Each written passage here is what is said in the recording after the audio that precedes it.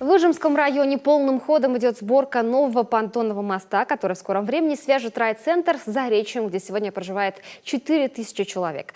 После того, как в прошлом году надзорный орган запретил эксплуатацию старого наплавного моста, сельчане переправляются с берега на берег Ижма на моторках на свой страх и риск.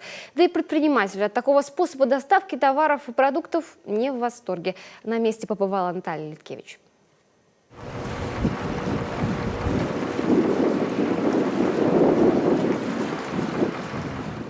Вот таким нехитрым и опасным способом жители Заречья уже 2 месяца переправляются через реку. Там, на другом берегу, 8 сел и деревень, школы, детские сады. А вот больницы и большинство врачей и специалистов в райцентре. Да и многие бумажные дела можно решить только в Ижме.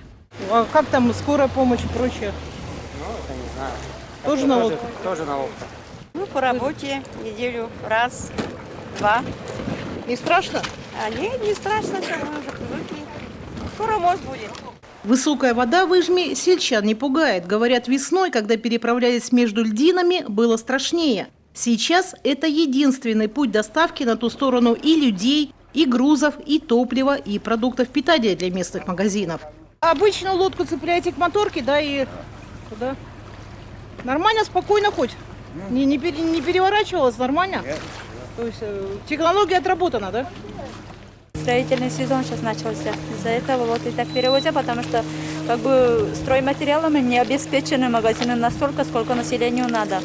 На переправе сельчане с надеждой поглядывают на железные конструкции, которые появились на берегу в конце апреля. Это элементы наплавного моста, на сборку которого подрядились специалисты из Котловского завода «Сталкер» в рамках государственного контракта.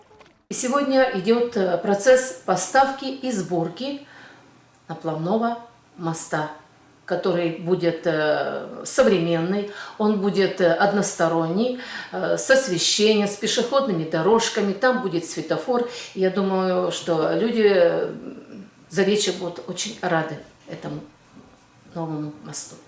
Сдать новый понтонный мост подрядчики обязуются к 1 сентября. Работы идут в графике, и на днях к первой бригаде специалистов подъедет еще одна.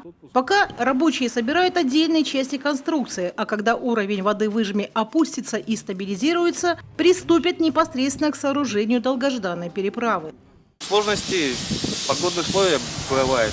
Ветер большой, то, что бывает, мешает нам со стыковкой секции, перевозкой, с монтажом, а так дождик это не чувствую. Страшно, так-то все хорошо.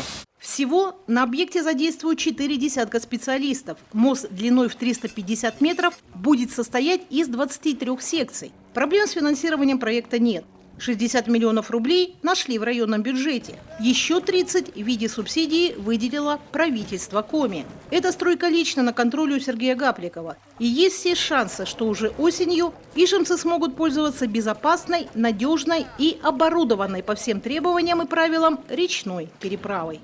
Наталья Литкевич, телеканал Юрган, Ижемский район.